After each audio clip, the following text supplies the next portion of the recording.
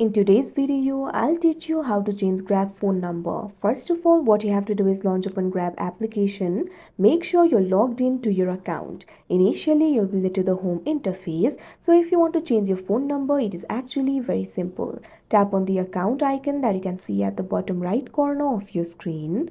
Now after you do that, you can see over here, you'll be led to the account interface.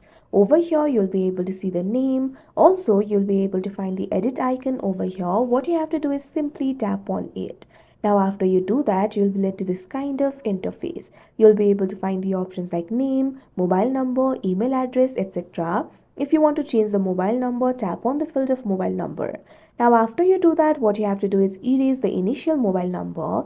Now enter the new mobile number over here. Make sure to enter the correct mobile number.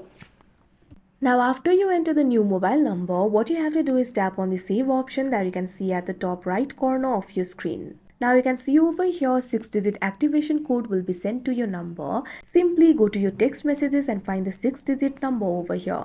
After you do that, what you have to do is enter that number over here. Now you can see over here your profile has been successfully updated. Now your number has been changed. So that is how you change Grab phone number. I hope you found this video helpful. Thank you for watching.